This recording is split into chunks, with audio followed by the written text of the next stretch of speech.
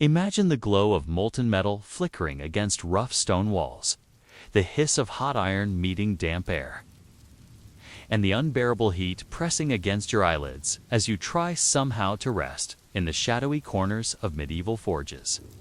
Sleep wasn't peaceful, it was survival. Tonight, we quietly step into the world of blacksmiths, where dreams formed beside fire. If you love drifting into sleep, wrapped in strange, forgotten corners of history, tap subscribe, click like, and hit the bell icon so you never miss another journey through boring, but strangely soothing past lives. Close your eyes now. The furnace won't burn you. Not here. Asterisk, you find yourself walking in the dim pre-dawn along a flattened strip of earth that was once a Roman track. Your sandals scuffed with charcoal dust. The air is cool and damp, but the glow ahead is unmistakable. A dull red that sits low to the ground like a second horizon. It does not flicker like a campfire. It breathes, exhaling through a clay mouth, never quite faltering, held steady by the insistence of bellows and the careful metering of charcoal and ore. By the time you reach it, your skin is warmed, but not yet unpleasantly heated. The radiance gathers slowly, as if the day is arriving from below. A Roman bloomery furnace is not tall, perhaps a man's height at most end. It is fashioned from clay and stone, with a narrow shaft rising above a half-buried hearth. The front has a shallow arch like a small doorway that has been carefully narrowed by wattle and daub, and at its lower edge sits a slot where a slag tap can be opened with a practiced thrust of an iron rod. The last charge was added before midnight. The gentle grunt of the foot bellows carries through the hush, the sound of air being pushed through leather and fired clay. Even before you see the faces by the furnace, you can identify the work by the rhythm. The bellows never quite align, so you get a layered cadence, like a slow heartbeat with an asymmetry that keeps you attentive. If you are a Roman ironworker on a frontier site, perhaps in the wooded uplands not far from the Weald, or in the valleys near the forest of Danube, do not sleep far from the furnace. The smelt takes hours, and it needs attention throughout, or must go in at steady intervals. Charcoal must not drop too far, or you will lose the reduction conditions, and slag must be tapped before it hardens into a choking plug. It is not continuous. Industrial time. It is human time stretched across the night, filled with waiting that becomes a skill. Your shift is not written down on a tablet, is arranged by habit. Who is strong enough to pull a bloom? Who is trusted to watch the slag? Who knows by smell when the charge is changing? Who can push the bellows with one foot while chewing barley bread without losing a beat? You do not trust the furnace to keep itself. It is a companion animal that must be fed and watched, and so the sleeping place is close, not simply for warmth, but for vigilance.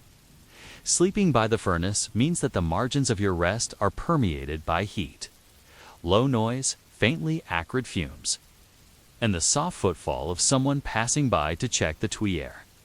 You lie down on a bed that is not a bed so much as a pallet made of bundled reeds and straw, with a woolen cloak serving as both mattress and cover. The bedding is placed where radiant heat is tolerable, usually just past the circle of strongest light, and on the lee side of the wind, so that smoke and sparks travel away from your face. You do not sleep deeply at once. Naps are layered in short, shallow descents like stepping stones across a shallow stream. One ear remains attuned to the bellows cadence and to the small, sharp sounds that mean trouble. A wet crack in the furnace wall, a sudden hiss when moisture meets slag, an irregular coughing from someone who has stood too near the mouth. Your breathing aligns with the bellows without your intending it to, and you breathe through cloth if the air grows thick. The cloak edge pulled over your nose is a habit learned from the men who worked before you. You have learned to rotate your body toward and away from the heat, so that one side warms and then rests while the other side absorbs the gentle heat that makes your muscles less sore. The warmth is more than comfort. It eases joints and dries sweat, preventing the chill that would creep into your bones by dawn. If you slept cold, the night has its tasks even for those lying down. You keep a count in your head of when the last charge went in. You estimate time not by stars, but by the number of pushes on the bellows and the pace of additions. Because clouds obscure the sky and the furnace asks for attention at consistent intervals. A clay cup sits by your bed pallet with water that tastes slightly of smoke and old leather because it has been near the furnace all night. You sip in measured mouthfuls. You have learned not to drink too much at once when lying by the heat, because the warmth can make the body careless with its water. Next to that cup is a crust of bread, 2 figs preserved in syrup, and a small piece of salted pork. The meals around Smelting are simple and designed to be eaten with soot on the hands.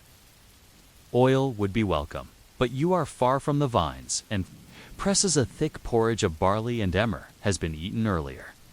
Now, in the small hours, you eat what binds the stomach without dulling the senses.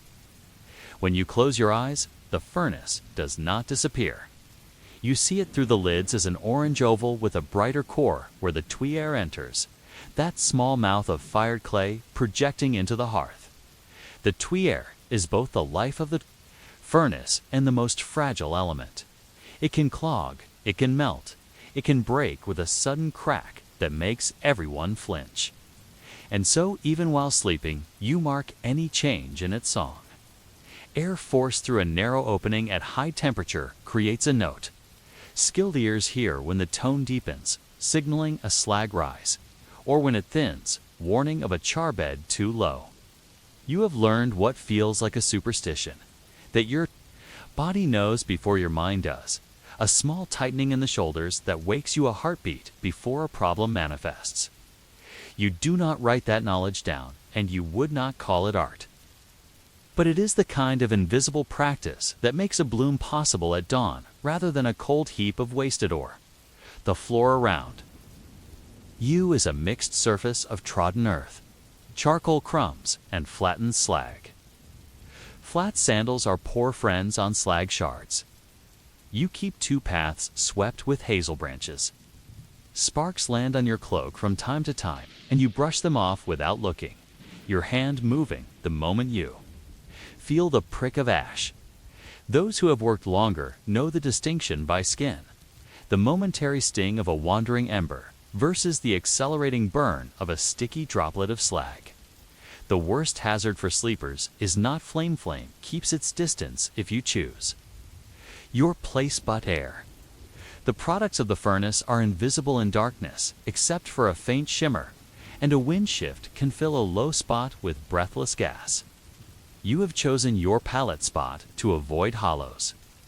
You also know, by habit, that the best place to sleep is not directly downwind of the furnace mouth, but to the side, where warmth is still steady, but air moves enough to remain clear. The supervisors, if any, have posted a young worker to pace the area and tap shoulders if someone's breathing grows irregular. Waking a sleeping worker is not a kindness or a cruelty. It is a part of the shared habit that keeps everyone available for the moment when hands will be needed.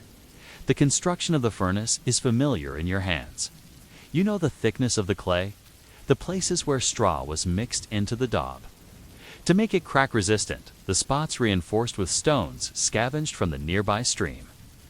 You know the base was dug down to provide a stable pit and to create a well into which slag can flow when tapped, reducing the need for constant interruption. The furnace looks simple, but every inch is the result of repeated failures and small corrections. The arch is too wide, it collapses under its own weight at heat. If the tuyere is set too high, the metal never quite reduces and you get a spongy, useless bloom. If the tuyere is set too low, slag engulfs it and the air path is blocked, killing the smelt slowly. The foot bellows, made from leather stretched over frames, require a rhythm that you have learned by repetition, pressing down with one foot, letting the other rise and fill, then swapping in a smooth motion. If you sleep tonight, you keep your legs folded to spare the bellows muscles for your next turn. You are not alone. The ironworks is not a camp of solitary men. It is a place where support workers move quietly. Charcoal burners arrive with baskets, their faces lined with the distinct, dry soot of wood fires, not the sticky soot of ore smelting. They nod, but do not linger. Their collapsible charcoal clamps in the woods require their own attention. A woman with a wool mantle moves toward a small side fire where a pot hangs. She cares for the food and for the cuts and burns, too small to bother a surgeon in the nearest town. An older man sits on a low stool with a long rod poking in the slag channel to ensure that yesterday's tap is not fused shut. He does not lift his head when you pass. He has gone half-deaf from working to near-repeated cracks and hisses, and seems to hear mostly the furnace now. In these hours, conversation is not for entertainment. 'Tis for passing the time with words that do not demand memory. Names of previous smelts are recited, and someone will remark, without drama, that the ore is poorer this week than last. They will describe the color of crushed ore in a way that would sound like poetry to anyone else. More brown than red, more dull than bright, more earth than blood. When you finally let yourself sink fully into rest, your body organizes itself. Around the heat source, your feet find a warmer pocket. Your shoulders angle away. You tuck your hands under your head, not because it is comfortable, but because you will be less likely to roll and wake with a spark in your palm. The smell is distinctive and settles on your hair, a mix of iron oxides, charcoal phenols, and wet wool. You do not promise yourself long sleep. You promise yourself that the next time your eyes open, you will not linger, confused. It is easy to lose seconds in those first moments, and seconds can mean a tweer lost or a slag tap missed. You measure your worth at the furnace not by strength alone, but by attention. The best worker is the one who notices the small changes first, and that reputation is built at night. When other senses are dulled and the world is a shade of reddish-black dot in the quiet, your mind drifts to the ore itself. The iron nodules were gathered from a shallow pit earlier in the week, pieces that look like stones but are heavier, with a hidden density that revealed itself only when you lifted them.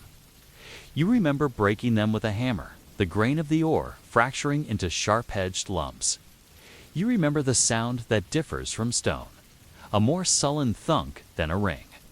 Today's ore is mixed with something else the geologist from Rome might say silica, but you only note how quick the slag seems, how eagerly it flows when coaxed. The charcoal in tonight's charge is from oak and hornbeam, fired in clamps by men with their own quiet rituals, their own sleeping places by low heaps of earth that burn without flame for days. The charcoal is light and brittle, a mirror of the wood it once was. In your hand, it turns the lines of your skin black and then silvery, and when you crush it, it makes a soft sound like walking on autumn leaves. You drift closer to sleep, then lift your head to listen. The bellows have paused a beat longer than they should. That is not unusual. Feet grow tired, but you check anyway. The bellows man glances toward you and nods. He is chewing. His saliva has blackened. You lie back down, but only after you have counted to 12 heartbeats and heard the rhythm resume. The fire has a face tonight. The wind keeps the flame drawn long and low, so you can see into the mouth more than usual. You can almost imagine those who wrote of gods in flames. The resemblance is not in the shapes, but in the way the furnace seems to consider and then answer each change. You understand why the old stories speak of appeasement. But you do not pray to fire, you attend to technique. When the time comes to rise, it is not because you feel rested, it is because the sequence demands it. The ore has been added regularly. The charbed has lowered to the mark scratched in the inner wall, and the bloom is forming. You stand, shrug off the cloak, and feel the air move against the sweat damp on your neck. As you step toward the furnace, you pass the place where you slept. The ground retains your shape a moment longer, a shallow nested impression that will be scuffed out by the next pair of sandals. You do not think of it as a bed. 'Tis part of the workspace, as much a tool as the tongs. You notice that your cereal, porridge from earlier, stuck in the pot. You will scrape it later and eat the brown bits, which have the taste of smoke and salt. You reach for the long iron bar and test the slag channel. It gives, then sticks, then loosens, a motion you feel through the bar and the bones of your hand. Someone moves to fetch the water bucket. Not to douse, but to temper tools between actions. There is an odd comfort in the continuity. You slept here last week and the week before, and this furnace has been rebuilt twice in your memory. The clay agrees with certain shapes and resists others. The bellows like a certain pace. Your legs prefer a certain angle while pressing. The night is divided into these familiar acts. Sleeping beside the furnace is not an inconvenience.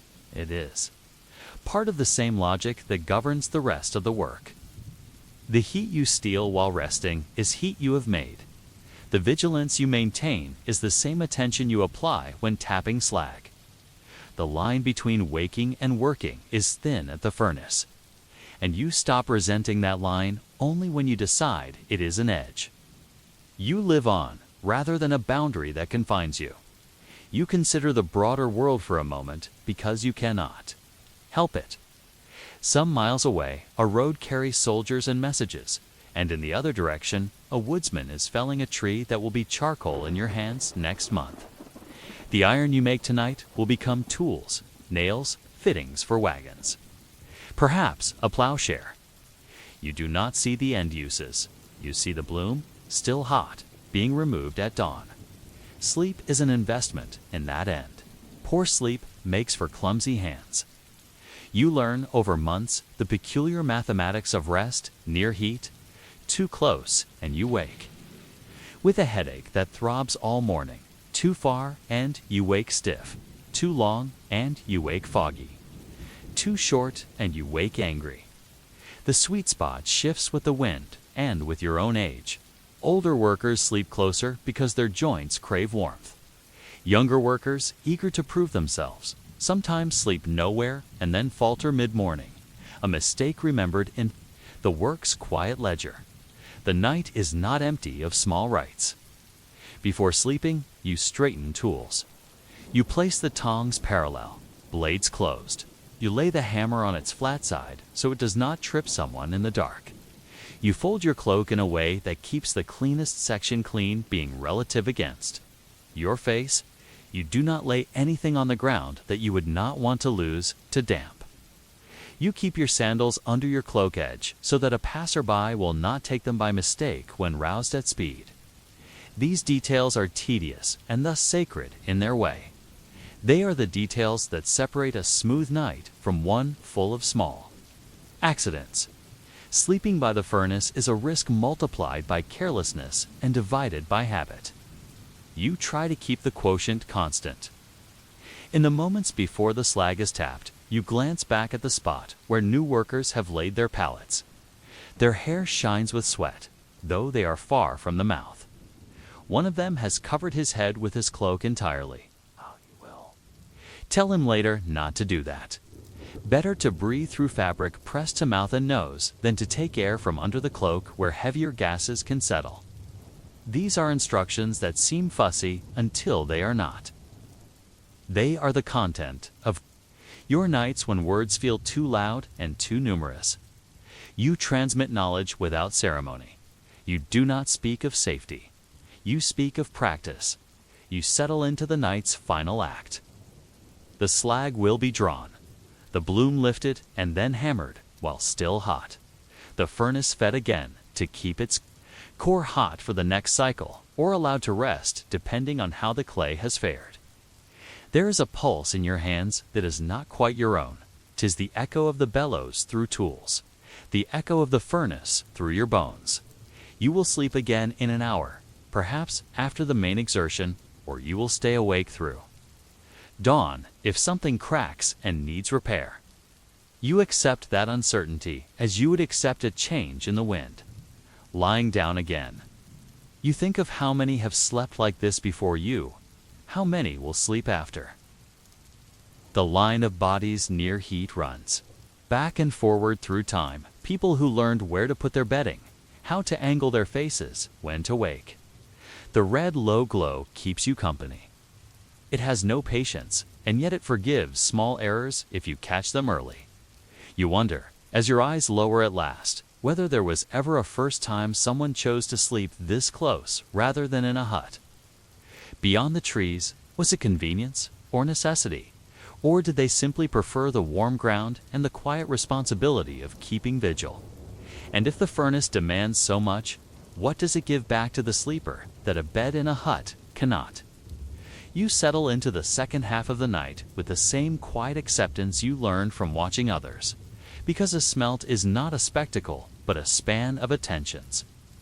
The early hours press slightly on the chest, as if the dark had weight. And you respond by narrowing your focus to the narrowness of the tuyere and the evenness of the bellows. Sleeping beside the furnace teaches you the sequence of small comforts and necessities as a kind of order. A mouthful of water, followed by a rewrapping of the cloak. A glance at the slag channel, followed by a half measure of charcoal to balance. The incoming ore, your palate, is part of that order, positioned so that the heat turns the damp air thin and the ground stays dry under you. At the edge of your hearing, the bellows keep their cycles, and you let your thoughts dissolve into them until thinking is as steady as pushing and lifting and pushing again. When the fire asks for attention in signs and not in shouts. Your rest breaks in little chips rather than large pieces. You learn not to resent interruption, because resentment makes the body heavy when it rises, and heaviness leads to slowness, and slowness turns small problems hard. You do not rise all the way when you check. You lean, you prop on one elbow. You listen. The sound of the tuyere tonight has acquired a slightly deeper bass, which means that slag is pooling in the hearth at the right level, neither starved nor choking. If you hear it thin to a reed-like whistle, you will open your eyes fully, because the ratio of charcoal to ore will have gone awry and the reduction will falter. The best part of sleeping here is knowing that you are always near enough to notice. The near misses. The worst part is knowing that those near misses never stop coming, and that you guard against them with vigilance that has no drama. Beyond the circle of light, there's a low shelter of wattle and thatch where tools rest and where the older men sometimes sit to avoid direct heat. You lay your hammer there earlier, a flat-faced tool with edges smoothed by use so it won't snag on the bloom's spongy edges when you and two others begin to consolidate it at dawn. Tongs with long arms are set with their mouths closed, because if they gape at night, someone's heel will find them, and tongs bite even when cold. A water bucket waits with its surface film of ash. You dip fingers and touch the tips to the tuyere collar sometimes. Not too cool at that would be folly, but to feel how quickly heat climbs along clay. The clay shows its life in hairline cracks you learn to ignore and in larger fissures that demand repairs between cycles. You remember the last rebuild, when you mixed chopped straw into clay like a cook working fat into dough. Then watch the walls go from soft to leather hard under a slow fire before being trusted again with blooms. You sleep again, and your dreams fill with ores you have seen in the daylight. The nodules of bog ore from the low ground, its pudding stone lumps studded with iron-like fruit in a dense bread, and the banded rocks from higher ground that flake into angular pieces with colors ranging from dull red to brown. You sort in your mind as you have sorted by hand, remembering how some ores spark slightly under the hammer and others simply dull the blade. A sign of impurities that will lengthen the smelt. Your hand remembers the weight of baskets carried from the wash pits, where the ore was rinsed of clay and the heavier grains held their shine in shallow pans. Knowledge like this does not announce itself. It accumulates at the same slow rate. as slag on a waste heap that grows without any single night, making it notably larger. To sleep here is to steep in this slow accumulation, to wake with fragments of detail that you keep because no one will write them for you. Toward the middle of the night, the charcoal basket is lightening faster than you expected. You check the pile, the larger pieces reserved for maintaining a porous bed and the smaller fragments for topping charges and filling gaps. The charcoal burners are not here now. They're clamped far in the wood with its low dome of turf, exhaling a sweet, dry scent. When the vents are briefly opened, but their work shapes your night's rest as surely as the wind does. If the charcoal is too soft, it collapses under the oar and smothers the bed. And you will find yourself prodding through the arch with a rod while your fellow works the bellows, with an urgency that steals his breath. If the charcoal is too hard and dense, it lasts but does not ignite evenly, and gaps form that make the bed unpredictable. Tonight's batches are mixed, some oak that holds well, some birch that crumbles in your fist, reminding you that a smelt is always an argument between the ideal and what hands can actually deliver. The camp is not only smiths and smelters. There is a boy posted to watch the path from the road, his job to greet any visitor whose timing is poor enough to arrive in the deep hours. Sometimes traders on foot, carrying small lots of provisions. Sometimes a messenger bound for a fort who asks only for directions and the quickest river crossing. He is young enough to believe that every night might bring a story, and yet he sits with his cloak wrapped tight and his eyes narrowed upon boredom itself. He learns, as you did, that the most important skill in this work is the ability to attend. Without appetite, to wait without demand. This is why you can sleep here. Your body has learned that rest is not the absence of task, but the smoothness between them. When the boy grows older, he will lie near the furnace and find in its heat the same uneasy comfort, an enveloping sense that the world has been reduced to tasks that can be done.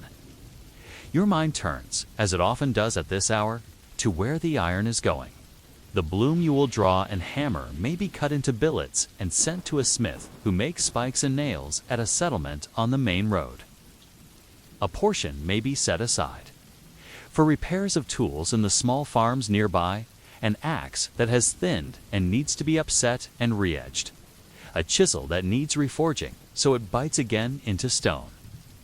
Sometimes a centurion orders a quantity of nails with a deadline that conflicts with the furnace's patience. And the camp learns what it already knew, that the heat will not be rushed, and that the ratio of or2 charcoal to air is not swayed by urgency. The iron's path is long and unremarked, moving under canvas covers on carts that creak more loudly than anyone speaks of this place. It is not glory. 'Tis what allows glory to stand upon its spike-shod feet. You roll to your other side, and the cloak catches a stray ember that dies before you brush it. The practice of safety here looks like fussiness to an untrained eye. Pots are set on flat stones rather than bare ground, so that they won't be knocked and split wet content onto hot slag. The sleeping places are arranged so no one walks a straight line through them at speed in a crisis. The tools are kept at the same distance from the furnace every night, so that your hand can reach in the dark without searching. In the morning, when there is time, you sand down a rough patch on a handle, because you know that a splinter at the wrong time will make you drop something. And dropping something at the wrong time becomes a memory that wrinkles your sleep. The next week, nothing in this work is spectacular. Everything in this work is exact. Toward the last third of the night, the air shifts. The wind brings damp from the river, and you feel it on your cheek. You tighten the cloak and watch the furnace mouth the way you watch a person's face when they are deciding something. Damp air does not extinguish a bloomery, but it disrupts the rhythm of burning, the way a sudden thought breaks a speaker's cadence. You adjust without pride. A touch more charcoal now, a quicker check of the tuyere collar, a slower press on the bellows to keep the bed from collapsing under added fuel. The night teaches humility by letting you succeed and then reminding you that success depends on forces you do not control. To sleep here is to accept that humility and to find in it a strange calm. You do not have to command the night. You have to stay with it. When you rise to stretch your legs, you walk the circuit you always walk. A step to the slag channel to feel with the iron rod the fluidity inside. A glance at the charcoal basket to count charges left. A look at the bellows, cams, and leathers to see that no rivet has worked loose. You press the side of your hand lightly to the furnace wall, enough to gauge heat gradient, but not enough to sear. You check the bucket of ore that has been pre-warmed by the furnace's radiant heat. Because cold ore added in to large a quantity will sap energy and drop the hearth temperature enough to make the next bellow sequences harder. You check the faces of those near you because health tells you as much about the next hours as the fire does. A man with a growing cough needs a task at the edge of the light. The woman who tends to food and burns needs to be reminded to rest. She will not remind herself. You fold these checks into your night the way you fold the cloak under your head, without calling them by name.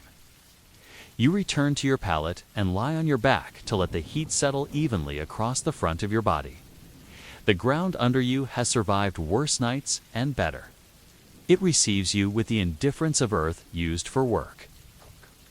Somewhere in the darkness beyond the furnace circle, an owl calls. What you hear is not the owl so much as the way the sound lifts past the furnace wall and disappears into open sky. The idea of sleep as refuge loses meaning here. Sleep is part of work. No. Different than the pause between pushes on the bellows, a rest that enables the next push to be smooth. You do not romanticize this. You accept it because it fits what you can do in the quiet. Your thoughts move to the shape of the bloom forming within the hearth, the spongy, semi-solid mass accumulating iron at the center and shedding impurities into liquid slag that runs like glass when coaxed. The first time you imagined a bloom, you saw a perfect sphere. Years corrected that. A bloom is irregular, pocked, layered, threaded with slag that must be pressed out on the anvil, while it is still hot enough to move, but not so hot that it collapses. Your knowledge of that texture, what your tongs will feel, how the bloom will resist and then yield slides into your sleep like a repeated word becoming a lullaby. The night has a way of teaching textures. Because sight is poor and sound becomes a guide, but touch is the sense you trust. Your hand against the rod against the slag against the bloom against the tongs. Against your grip, the chain of contact is how you understand your place here. Sometime after midnight, a small fissure in the furnace wall opens with a sound like a whispering gasp. You are already moving before you understand that you woke in. Time to move. A patch of clay is waiting, kept malleable in a covered pot near the heat. You knead it once and press it against the crack with the heel of your hand, not too hard. Because forcing clay onto hot clay too forcefully will flake the old layer and enlarge the wound. You support the patch with a smooth stone until it sets, enough to hold itself. This is not a crisis, only a reminder. You breathe, you return to your pallet, you let your heart rate settle back into the bellows line. If the patch holds, the bloom will continue forming without deformity. If it fails, you will adapt. The night does not reward panic. It rewards the careful speed of someone who has seen the same failure before. The thought comes, as it always does at this point, that your work's worst enemy is fatigue with the ordinary. A worker bored with watching a tuyere will miss the thin change of tone that announces blockage. A worker tired of tapping slag will let it thicken, and then will have to fight it. Sleep near the furnace cures some of that fatigue because the heat keeps you vaguely aware even in rest, and because the closeness shortens the response time enough to make vigilance feel efficient. But sleep here also carries its own dulling. Sometimes the body equates warmth with safety, and the mind follows. You sink too far into comfort and wake behind the curve of trouble. This is why you place your palate so the occasional spark pricks your skin. A little discomfort is a guard. As the night edges toward its last hour, your senses sharpen not from excitement, but from the gentle tightening of routine. You know what remains? A careful assessment of the slag level, a decision on whether to open and let it run, a check of the bellows to ensure that the last sequence of charges arrives in a bed ready to receive it, a readiness in your shoulders to take the tongs and feel the bloom's first weight against them. The older man with the iron rod nods at you, which is his way of saying the channel will take a flow if you ask it to. The bellows man rotates his ankles to keep the stiffness out. The woman tending small wounds wraps a little cloth around a blister that started where a strap rubbed during the earlier watch. These are the notes of a work song without music, and they ease you into a readiness that is almost pleasant. You think of the waste heaps, the blocks of cooled slag thrown onto piles outside the workshop's working circle. In the sunlight, they will show bands and bubbles and glassy fractures, the fossilized evidence of nights like this. The piles are taller than a man now, made of pieces shaped by the hearth's conditions and your decisions. A visitor could read your habits in their cross-sections, the way a tree's rings record seasons. You sometimes imagine that someone in another time will look at these heaps and guess your routines and your errors, and the thought is not unwelcome. It means that the meticulousness you practice in silence matters beyond whether a tool arrives. In a nearby farmstead next month, you also consider the breath in your chest, which has lived in smoke for years. The coughs at the edge of the camp are not loud, but they exist, and you know that lungs have limits. You manage what you can, your cloak over your mouth when smoke lies heavy. Your sleeping spot in a place where air seems to move. Your insistence that the boy on watch take turns outside the furnace circle. Understanding that the work consumes you in slow measures does not sour your mind. It clarifies what you value. Small ease for others, clean water when possible, a habit of resting properly when the heat allows it. This is not a hero's ethic. It is a furnace ethic. And it holds because it is supported by the body's own needs. The wind shifts again, and the Tuyere's song changes a hair. You sit up, then stand, then press your hand lightly to the collar. The heat at your skin says what the sound does, a slight rise in slag. You signal with a nod, and the older man brings his rod. The channel's plug is coaxed loose. The slag runs thick at first, and then smoother, a glowing rope that darkens as it cools in the runnel. You cleared earlier with a stick. You stand with the sensation that everything is doing what it should because you did what you should. You will sleep after the bloom is lifted, and that sleep will be short and complete. And the spot where you lie will feel, for a few minutes, like an earned bed. You look down at your pallet, then up at the furnace mouth, and at the thin line of light that begins to outline the tops of the low hills. The question does not belong to words. It belongs to a pause you take before the next step.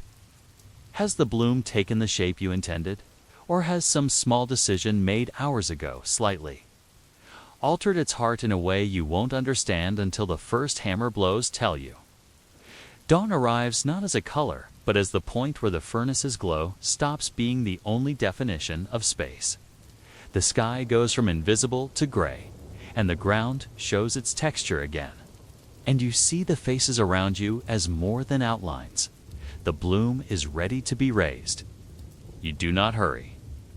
You check the bed once more with the rod, feeling for the subtle give that signals cohesion at the core, and just enough fluid slag wrapping it to allow separation. The bellows ease, not stopping yet, but slowing to keep the heat from dropping too quickly while you position the tools. The tongs you prefer have a slightly longer reach and a jaw angle you trust. You take them from their place and test their hinge without looking. listening for the clean click that means no grit has settled in during the night. When you and the others reach into the mouth, the heat presses the hair on your forearms flat and makes your skin feel both tight and slick. The bloom does not come free at once. It resists like a person reluctant to leave a bed, clinging to slag as if warmth were reason enough to stay. You and the man opposite you adjust your grip not with words, but with micro-movements learned in dozens of similar dawns. The old man with the iron rod levers gently at the base, freeing the bottom edge. The bloom shifts, then slides outward. Heavier than anything its size should be, the iron within giving it a density that surprises even now. You are always reminded at this moment that most of your night was spent making weight. The path from furnace to anvil is short, but feels longer. When your hands carry the center of everyone's attention, footing is everything. You step on the sprinkled ash and slag grit with forethought, because one slip would turn hours of careful tending into a ruin of dropped heat and broken shape. The anvil itself is a block set into the ground, either a stone, chosen for its resilient surface, or a massive iron piece from an earlier smelting campaign that now serves as the basis for consolidating newborn metal. On its face lies a thin film of water that hisses at the bloom's approach. You set it down, not exactly gently, but with control that lets it rebound a fraction and settle. The hammers fall, not hard at first, clear, rhythmic, in a pattern that squeezes slag out in black, glassy threads, and compacts the iron sponge into a tighter mass. Your hands rest now. As the hammers belong to others in this moment, and you shift to the job of turning the bloom exactly when needed, timing your turn to the breaths of the men swinging so that you complement, not counter, their rhythm. The bloom's surface goes from a crusted, bubbly skin to a smoother, more uniform face. Slag splinters leap away and cool into sharp flakes that everyone knows to avoid. The smell becomes almost sweet for a moment, the volatile remnants of charcoal, escaping in a breath that you almost, but not quite, enjoy. The consolidation's first phase does not last long because temperature is as real a boundary as force. The bloom must go back to the hearth to be brought again to a working heat, then returned to the anvil.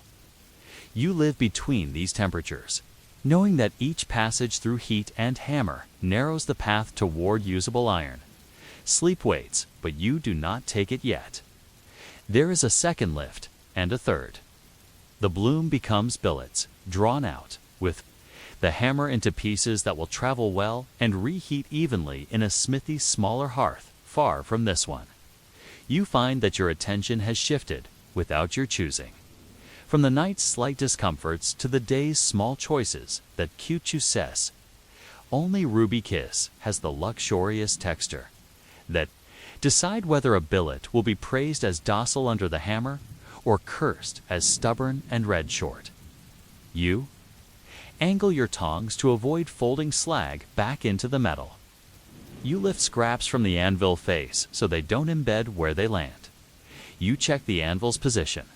A slight wobble is corrected with wedges, because any give in the base wastes, blows, and induces jarring bat tires hands before noon.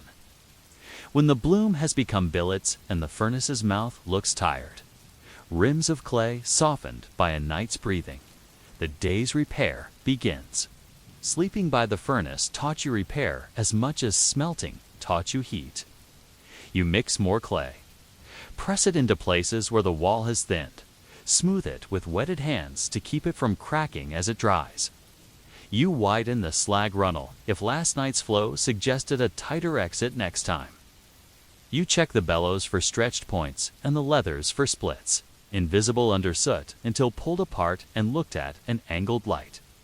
This maintenance is the ledger in which you write your own future night's safety.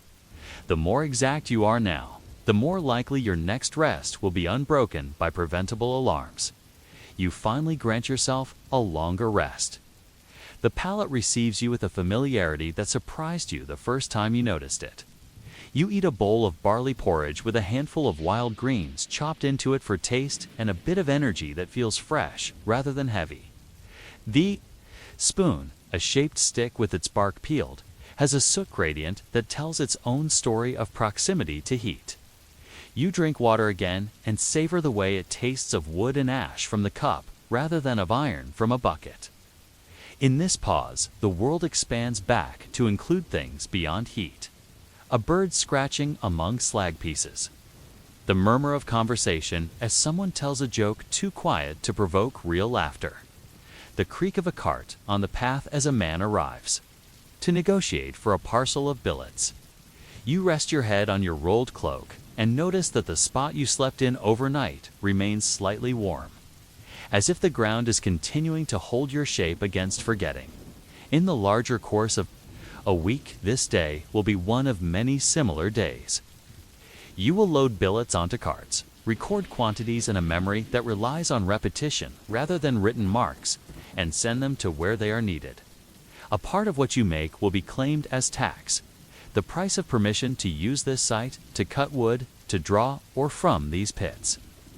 You will send a messenger to tell the charcoal burners how many loads you used so they can estimate their next clamp. Adjusting the vent sizes and the timing of closures to suit the wood and the weather and your demands. You will, if time allows, help test a new tuyere design someone proposed, a slightly narrower bore intended to increase the speed of the blast for a given foot pressure. These incremental experiments feel like small gambles taken within a game whose main rules do not change. And they keep your mind's edges from dulling completely. Sleeping by the furnace shapes how you see the rest of your life. You choose shelter. Sites, by the way, air moves through them. You instinctively arrange sleeping places in a space so that exits are not impeded. You judge a night's viability by the placement of water, fuel, and tools rather than by the softness of a bed. In time, the habits acquired here become the unthinking standards by which you measure other works. If you are assigned to a remote site to advise on setting up a new furnace, you walk the circle where it will stand and imagine not just where the tuyere should sit, but where someone will lay a cloak and sleep. You do this because you know that smelting begins before the first ore is charged in the arrangements that make attention sustainable through the night. In quiet conversations, when the heat is low and the air is easier, you hear the older men speak about the sites that came before this one. They describe slag heaps now grassed over, furnaces collapsed into ring-shaped mounds, bellows frames, rotted back into the earth. They talk about the seasons when charcoal was scarce and smelts were spaced wider, and about winters when ore washing was impossible because the pits froze into solid mirrors.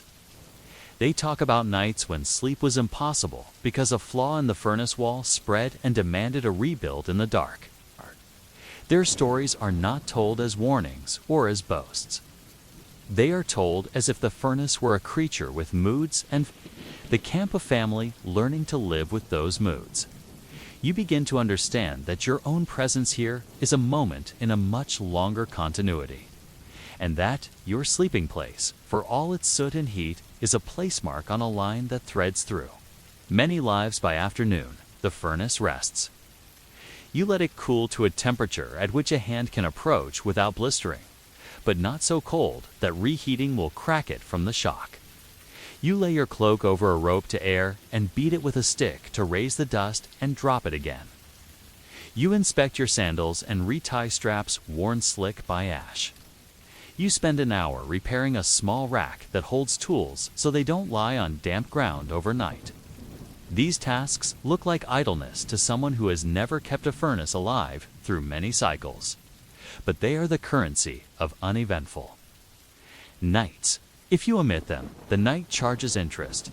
As evening returns, you consider whether you will sleep closer or farther tonight. Your legs ache more than usual, a sign that warmth will be a comfort worth risks managed by more frequent checks of air.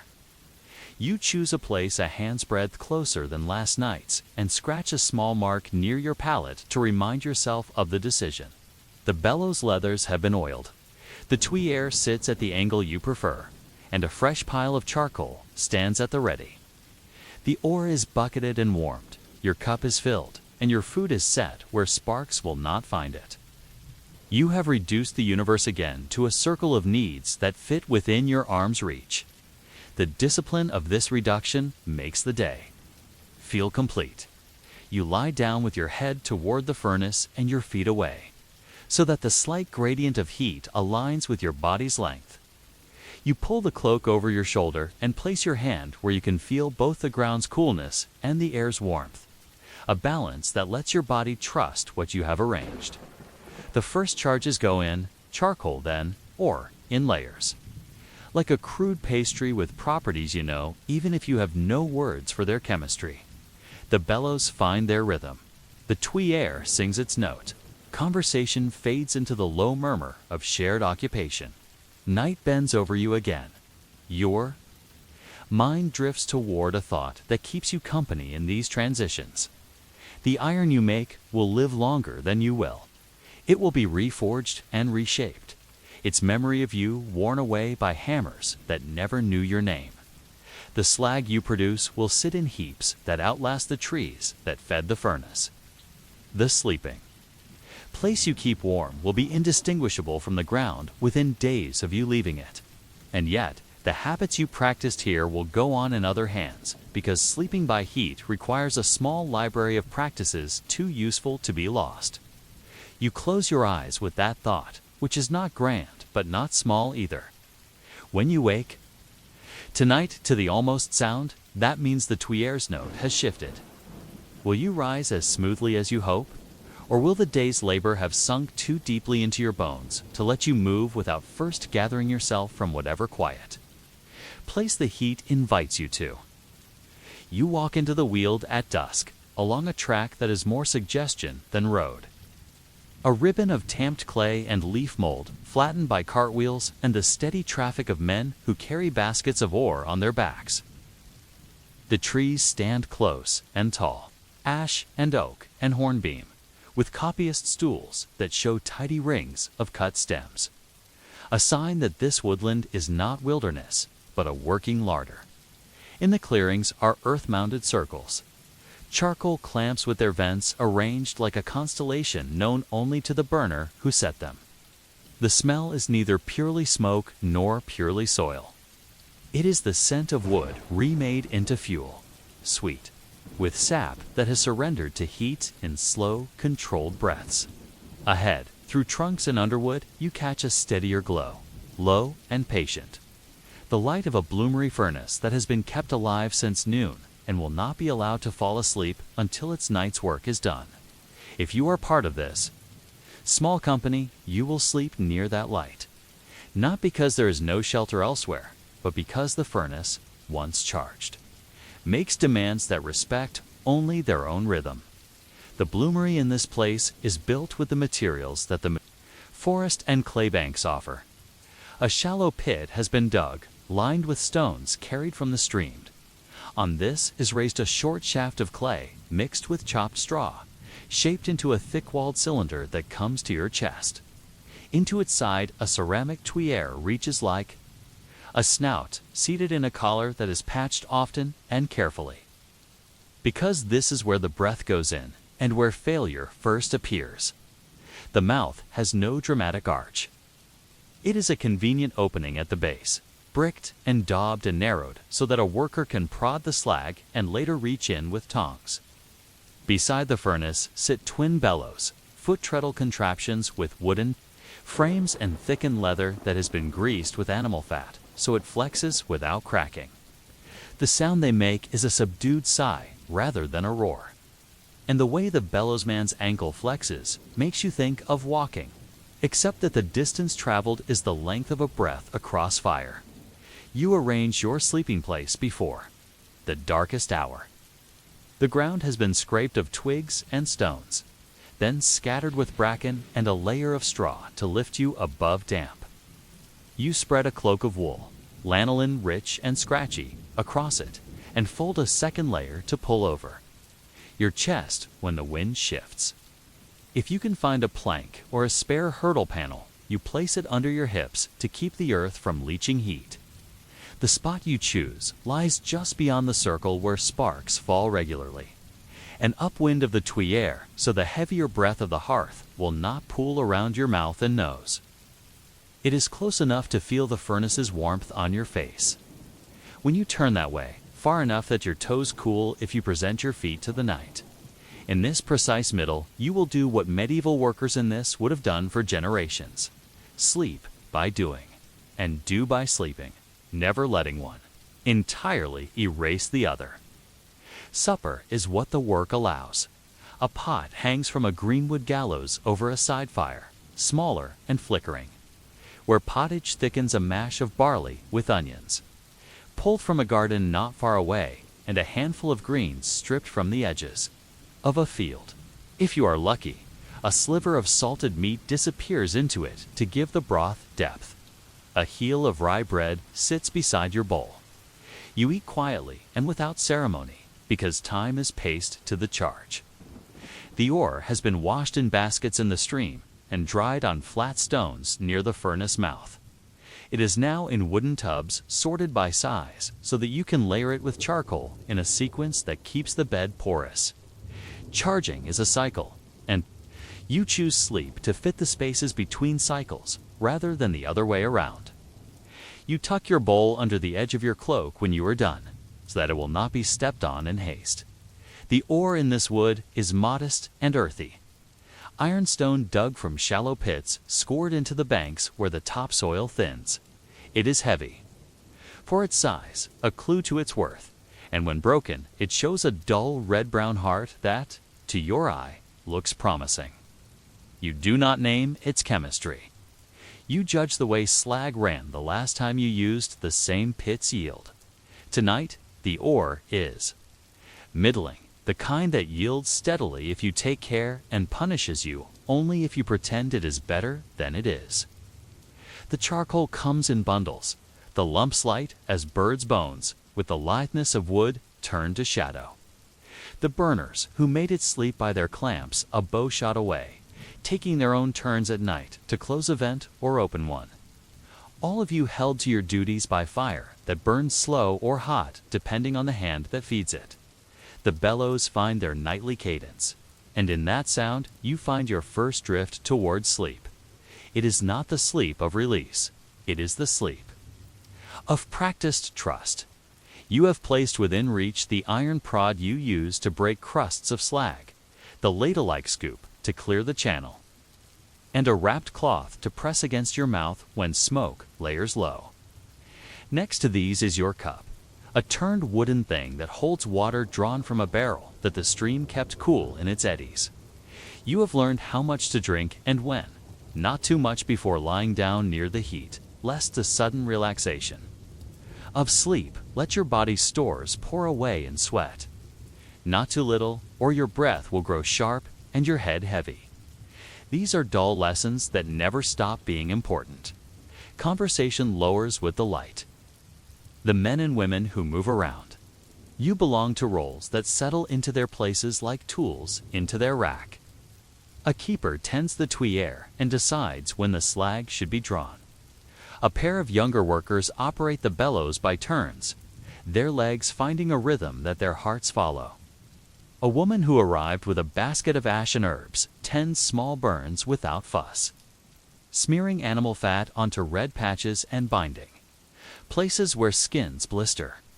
A boy, too young for the core tasks but old enough to learn by being near, fetches charcoal and holds a torch as his elders glance into the mouth. You do not think of hierarchy at the bloomery. You think of fitness, of how bodies slide into tasks at night, the way hands slide into mittens made for them. You lie on your side facing the furnace, and behind your eyelids the glow persists, an oval of orange with a beating center where air meets fire.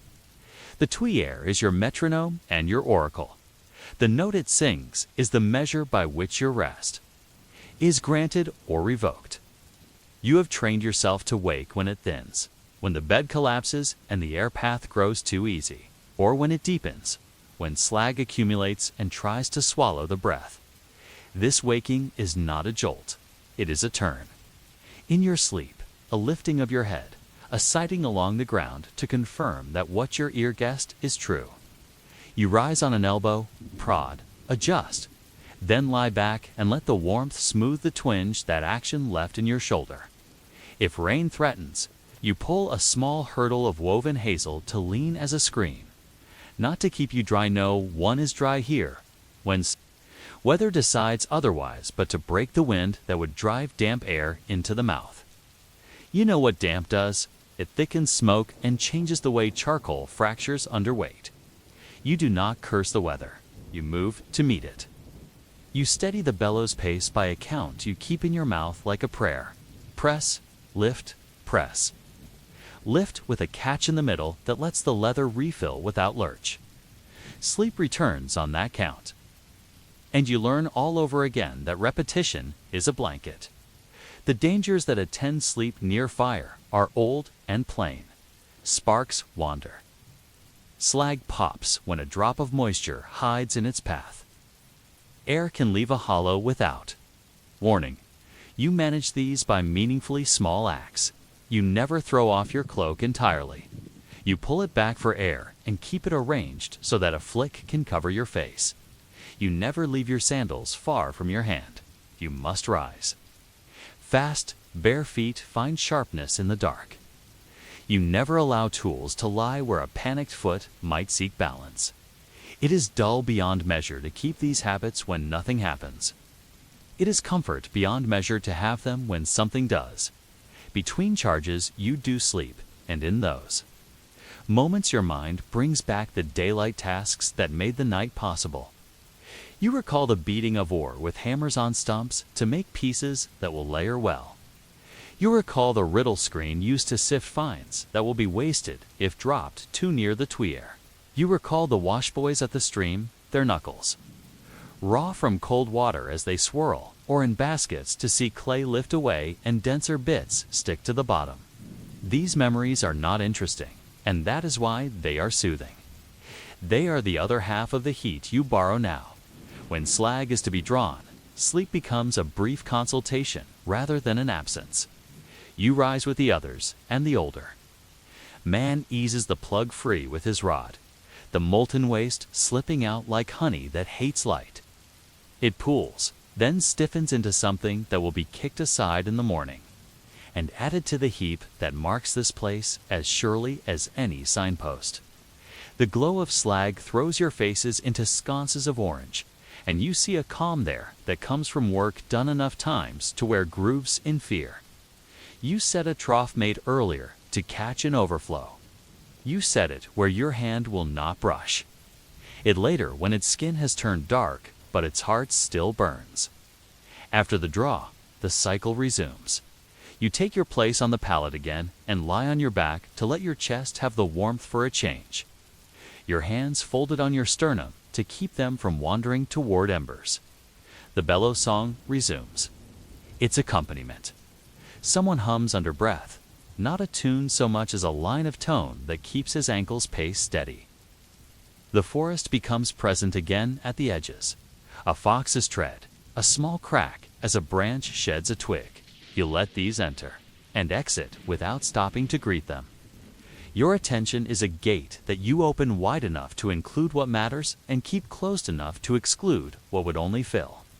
The bloom at the heart of the furnace is forming, and though you cannot see it, you carry its picture a sponge.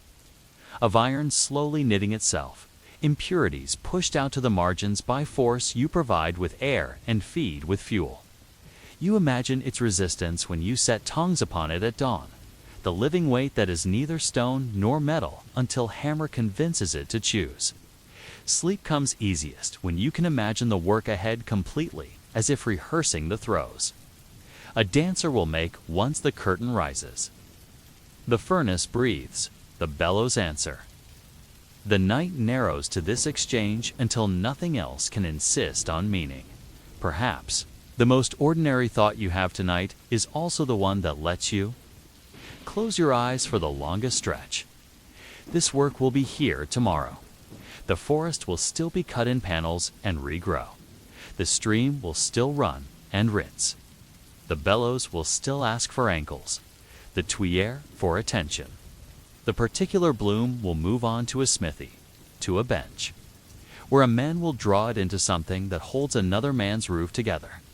Your role is not to finish anything tonight, but to keep the ability to finish alive. You roll your shoulder once, feel the warm cloth catch and release, and let breathing become the only task. You wonder, as you slip under, whether the hardest part of sleeping beside a furnace is not the heat or the noise, but the permission. You give yourself to trust that the others will hold their corners while yours rests. By the time midnight has folded over the canopy, you have measured the night in charges and checks. And you know that the bloom's growth sits within the band you hoped for. What changes now is not the fire, but the world around it. The wield in the small hours belongs to those who tend fuel and those who keep watch for what the law calls trespass. In these woods, trees are counted as assets and your right to cut them as not assumed. The iron you plan to tease from earth depends on charcoal, and charcoal depends on timber that grows at a pace that argues with your appetite. The keepers of the forest count stumps as carefully as you count charges. And the ironmaster who sponsors this bloomery must show his marks and permissions, sometimes to men who arrive at night to make a point about authority. You sleep with this tension near your pillow.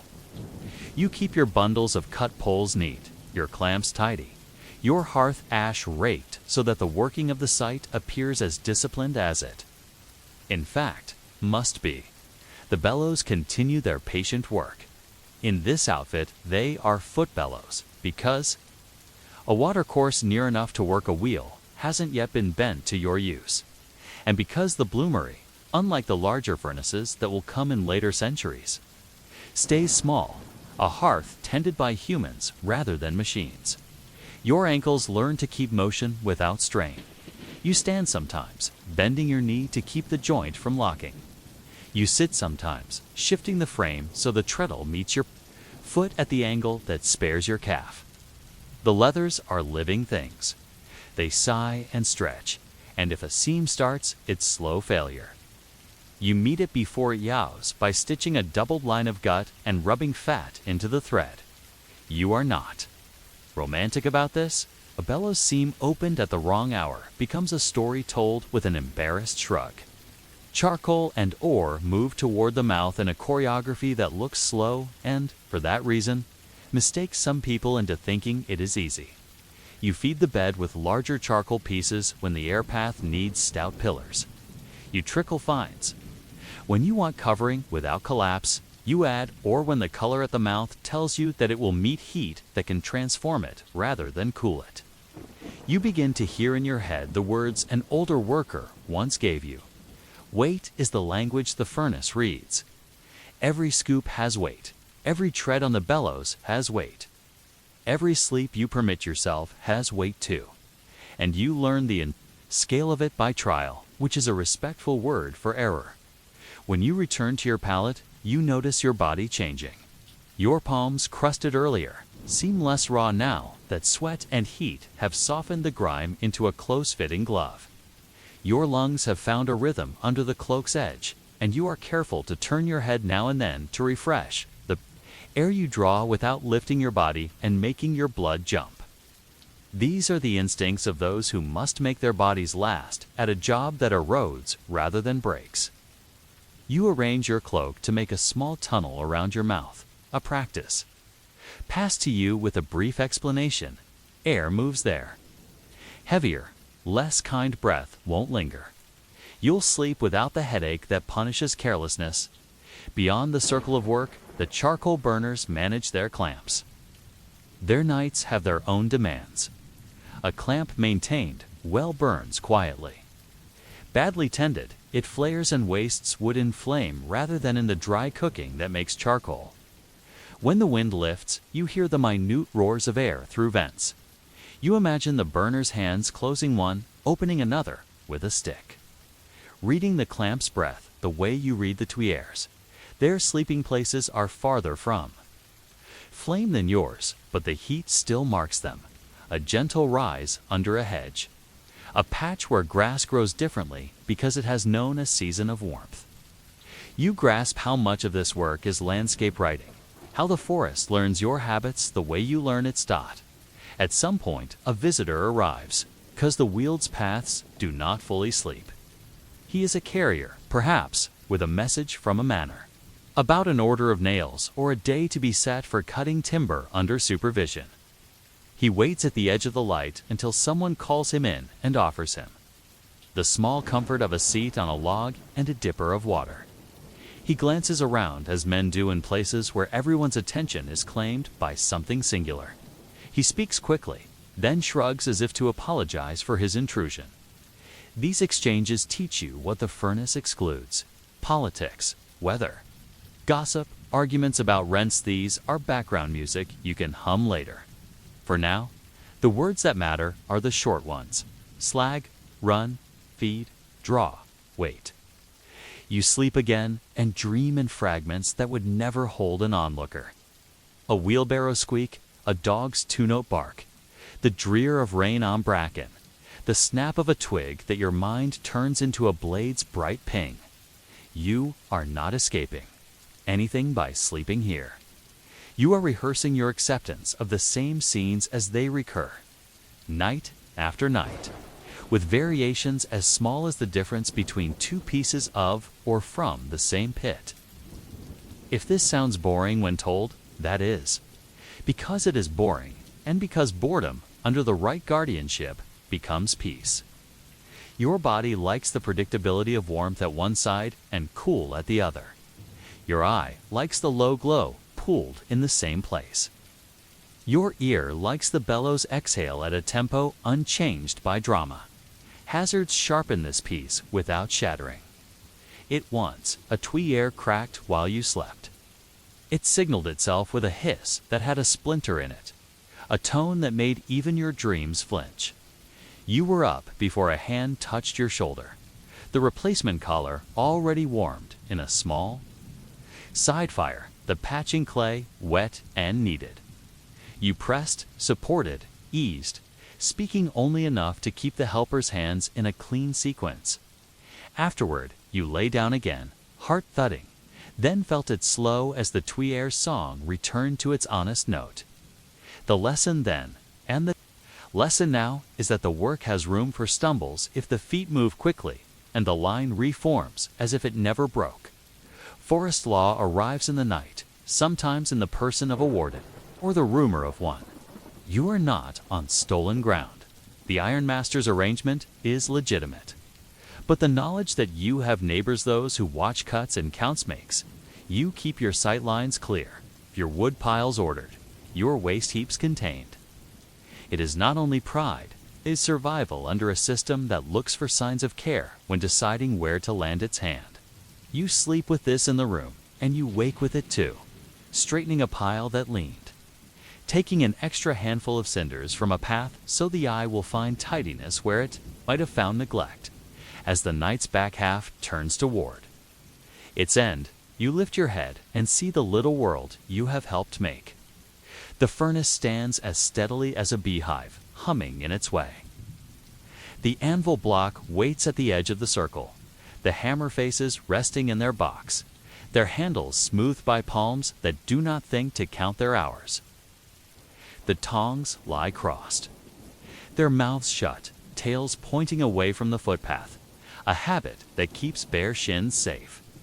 Your palate, humble, is placed just so, and your body has molded to it enough to make rising and lying again feel like return rather than departure. The river's noise, quiet in the evening, has strengthened with the night breeze, and you adjust your ear to it, allowing it to hide the smaller noises that do not need your attention. You think, briefly and without bitterness, of what this life costs and pays.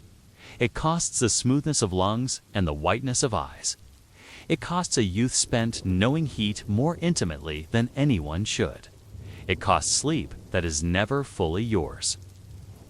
It pays in an odd coin, in the confidence that you can draw iron out of a reluctant earth, in a community that knows your value, without you having to argue for it. in a patch of ground that for a night bears your weight and returns it intact. You would not sell these coins for better bedding. You know better than to ask for what the work cannot give. The boy who ferries small tasks lies down at last near his uncle's feet. And you smile at the thought that soon he will learn the bellows and find the way ankles talk to fire. You do not envy him, but neither do you pity him. There are worse schools than this circle of light and heat. You lean back and let your head rest. The question the night puts to you is the same as always and never tires of being asked. How will you carry this discipline into the morning's hammering? When the bloom feels your hands and either welcomes their steadiness or punishes their hurry. Dawn makes the furnace look smaller, the way all things built by men look smaller when the trees and sky come back into view. The work does not take offense. It steps into the day with the same measures that carried it through the dark. You and the keeper decide by eye and by touch whether the bloom will submit now, whether its heart is ready to be lifted from the bath where it has formed. The bellows slow to a background breath as you take your tongs. Choose the set with jaws that meet cleanly and reach far enough to keep your hands from the immediate blast. The keeper teases the base with the rod, coaxing the bloom's bottom away from the slag that still wants to hold it. You lift together, not in a heave, but in a firm draw, the kind that makes weight obey rather than rebel. The path to the anvil is swept. The anvil itself rests true, a squared block sunk deep enough that it will not shift and offend your hammer's rhythm. Two strikers stand ready with sledges, their grips set so the first blows will land flat and drive out what the night created as waste. The bloom set down, hisses and sputters a little, the iridescent skin of slag crazing and flaking with each hammer fall. You and the other holder roll it a quarter turn between cycles, reading it the way a shepherd reads a fleece for burrs. The first phase is to consolidate, to persuade spongy metal into a mass that will remember its shape. Your ears learn to separate the tones, a dull, honest thud when iron yields, a brittle clack when slag is expelled, a wrong ring when a hammer glances and wastes its effort. You call corrections low and spare, edge, center, lift, dot when the blooms. Surface starts to respond like a willing thing. You return it to the furnace mouth for a reheating that is not as long as the night's gestation, but is just as important. You feed charcoal with more care now, wanting a heat that warms deeply without melting the skin into a glaze. The bellows, grateful for the shift from night-long labor to measured bursts, find their way back to an easy pace. Your body, which has asked for sleep at the edges for hours, now wakes fully because of the demand that hammering makes. This is the paradox you accept. The moment when rest would be sweetest is the moment when action most matters. You work through 2 or 3 cycles like this, and then the bloom passes from a single awkward mass into pieces that can be carried to other benches, into billets that will reheat quickly in smaller hearths. Your mind widens to include errands. Who will take these billets to the smith a mile toward the village? Who will carry the message to the charcoal burner that the next clamp should be closed tighter to make denser fuel? Who will walk the forest's edge to look at the coppice that will be cut next season? The furnace is still alive, but you allow it to doze. You set clay where it thinned, press with the heel of a wet hand until the surface smooths to a slip. Sheen that will dry to a tough skin. You pick the slag channel clean and lay aside a round stone to set into the floor where a dip formed. This will keep tomorrow's flow from seeking a new path that would surprise ankles and burn shins. At some point, the women who keep this camp's human needs clearly supplied bring out bowls and bread again and refasten there, mantles with bone pins that have known grease and soot. Your own cloak hangs on a line strung between stakes, lifted to the breeze so the night's breath can leave it. You eat without hurry. You drink water that tastes faintly of alder from the barrel. And you stretch with an old man's patience, even if you are still young. Pain has places it likes to accumulate in this life, and you learn to open those cupboards in the morning so they do not burst open inconveniently by.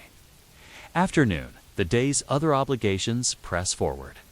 The forest warden's man will be shown the stacks of billets and given the count that will satisfy the agreement on what portion goes to the Lord. A lad will take a basket of small offcuts to a cottage where a woman makes rivets for harness and asks only for sized scraps. The slag heap will be rearranged so its base is compact and its edges less tempting to children who might climb and cut feet on glassy shards. These acts have nothing to do with romance. They are maintenance, and maintenance is the shape that survival takes in a place where failure accumulates quietly if you do not smooth it away. When drowsiness catches you finally, it does not ask permission. It finds you sitting with your back to a warm wall of clay, your eyes supposed to be on the cooling bloom, but now fixed on nothing in particular as a nap steals minutes. You let it. A trusted pair of hands is on watch. Your turn will come again. Soon enough, sleep hits differently by day. It is lighter and more forgiving. It folds around you, acknowledges that you have earned it, and leaves your limbs ready to answer when the next small call arrives. You dream of nothing, which is its own relief. The afternoon is repair. The bellows, once cooled, are unhooked and inspected. A small tear is reinforced. A hinge that squeaked is rubbed with tallow. The treadles are checked for splinters that could raise blisters where heels meet wood. The tuile collar, the place you care for like a tender joint, gets more clay and a ring set aside from an earlier make to strengthen it. You do these tasks with the laziness of competence. If someone were to watch, they might mistake the unhurried movement for inattention. They would be wrong. Unhurried is how you ensure you will not do this again tomorrow. You also set the sleeping places for tonight. You rake away a scatter of embers that rolled farther than they should have. You shake out your cloak and refold it so its cleaner face will catch your cheek. You mark in your mind the slight shift in wind that afternoon often brings, and you move your palette half the length of your arm to keep the new line of breath from settling across your nose. You place your cup where your hand can find it without looking. You mediate between your future self and your present self, and the mediation is loving in its lack of drama. As you look at the bloom billets stacked in a modest pile, at the way their edges catch light without shining, at the dull promise in their weight, you feel a satisfaction that is not triumph. It is nearer to relief. You did not cheat the furnace. You did not anger the forest. You did not waste the boys. Attention, you did not drop what could not safely be dropped. Nights like this accumulate. They become your reputation. They become the reason someone will ask you to show their son where to lay his first pallet. Evening comes back, soft and familiar. The forest, offended by nothing and indifferent to your choices, returns to its twilight presence. Birds speak and then sleep. The understory darkens in stages until it is a single depth under the trees. You set the first charges of the next cycle. The bellows are rehung. The tuile is warmed. The mouth glows again. A small sunrise at your feet. You feel the stretch of your own practice, the way a singer feels in their throat, the shape of a song. Learned long ago. You are not in love with the work. You are in practice with it, which is better and more durable. You lie down and test the night air as if tasting a broth. It is sweet with leaf and coolness. You angle your face to the furnace and let the first warmth of the new cycle graze your cycle. Graze your cheekbones. The pallet fits, the cloak fits. The weight of your body fits. You pull one edge up and one down and set your heels so they will not slip. The world shrinks to what you can manage. The questions that once tried to enlarge it, what is the worth of this? What is the end of it? Retreat to their corner. Today's answer is enough. Sleep, then work, then sleep again. All close to the small sun you tend. The thought that settles as your eyes close has an oldness that earns your respect each time it returns. You are not the first to sleep here, and you will not be the last. Someone will learn to place their pallet where you place yours. Someone will feel the prickle of a stray ember and will flick it away with the same economy of movement. The forest will, for a time, accept this exchange of wood for metal, of attention for warmth. Then it will not, and the camp will move, leaving rings and heaps and stories. When the packs are loaded and the paths chosen, what memory of this precise sleeping place will you carry to the next? Will it be the exact angle of your shoulder to the heat, or the particular timbre the bellows found when the leather was new? Or the trust you placed in the other's ankles and hands when you closed your eyes? You step into the casting house at Merthyr as night settles, and you feel the heat reach for you like a physical greeting before your eyes adjust. The blast furnace towers outside, a squared stack of brick and iron plates that breathes through pipes and valves, not through a clay tuyere alone. The hot blast sent back into the furnace after warming through stoves changes everything, and you know it because the heat here has a pressed metallic quality, less smoky than the wood sweet. Breath of a bloomery and more insistent, the presence of air that has been disciplined into labor. The furnace keeper nods at you from near the platform where charges go in measured loads of coke, ironstone and limestone riding a lift up the incline, and you return the nod in the way night shift workers do, with an economy that spends no extra syllables. You will sleep here in a corner of this long, low room with its sand beds laid like river deltas, because taps will come at their hours. And the distance between tap and pallet must be short if you intend to wake and be useful. The casting house is both workroom and sleeping room by necessity. In the middle run the sand molds, scratched into ridges that branch like piglets from a sow, the old names for the channels that carry iron into pigs of ingot. Along one side, your eye finds a bench with hooks and a shelf that holds tin mugs, a kettle blackened from sitting near the stove, and a few crusts waiting for tea to soften them. At the far end, under a catwalk spattered with past glows, is the corner where bedding lies. Jute sacks filled with straw, old jackets folded into pillows, a few blankets that have gathered iron filings in their nap and scratch like nettles if you rub them the wrong way. You clear a patch with your hand, feeling for cinders that, even dark, hold a sting, and lay your jacket down flat to be both mattress and weight upon you when drafts prowl. What keeps you from sleeping long is the tap. Every few hours, the keeper and his men open the furnace's breast, drill out the sand plug, and let the iron run. The moment announces itself in a chain of signs, the keeper checking his watch and the pressure gauge, the cinderman loading his barrow because he will have to clear dross quickly, the molders with their rammers stepping back to let iron have its path, the laborers taking up the long bars that will knock free a stubborn clot. You learn the sound of intention and wake to it. Before that sound, the blast rises and falls with the bellow's huge lungs. But the house itself almost sleeps. A continuous hush of heat, an occasional clink of a tool being set down. In those in-between stretches, you stretch out on your sack and teach your eyes to close, knowing that the orange will still be waiting behind your lids. The South Wales works are cities at night, with their own constellations. Above, the flare stacks lick at the dark. Below, the rail lines gleam, ready to fetch pigs to the yard or to the stockpile. Men keep their own orbits. The fillers on the top coated with dust that gleams like graphite. The keepers by the breast faces scoured with heat.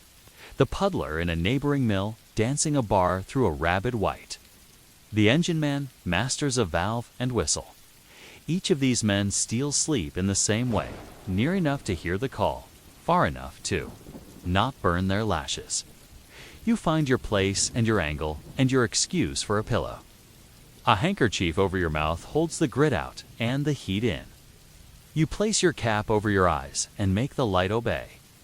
The iron stone that fed the furnace today came from a pit not far up valley, hauled by tramway, and the coke arrived in wagons that smelled of coal dust and horse.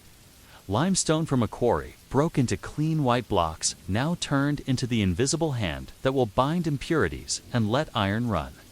Sweet. You know these facts because you handled the lumps, felt their weight on the shovel as you helped charge earlier. The charging is a measured thing now, not guesswork. A prescribed weight per charge. A pattern repeated until the furnace's stock column behaves. The descent regular, the top gases escaping at a pace that suits stoves and flues. You sleep better. When routine has taken hold of the charging floor because disorder up top means surprises below. Your place in the tap crew decides how lightly you can sleep.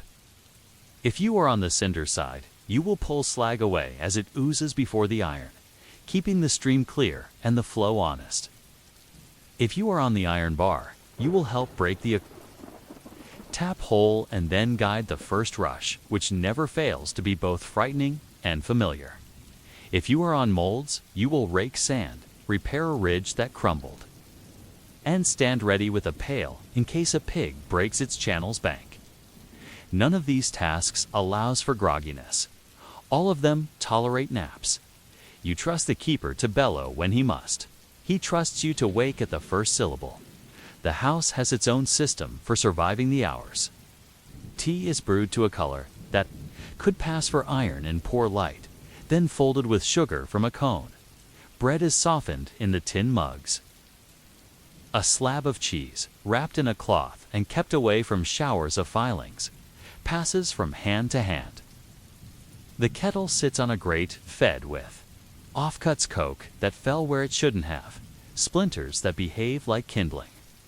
You do not feast, you maintain. You learn the precise amount to eat so that your belly is ballast, not anchor. You drink enough to rinse coal from your throat and not so much that the next tap meets. You absent and searching for the yard. You sleep. On your side, with your knees drawn a little, not to fend off cold, this place has little of that but to make your body small, so a passerby need not step far to miss you. Men move with poles. Their arcs need room, and you make room by lowering your claim on space. A glove under your cheek becomes a pillow.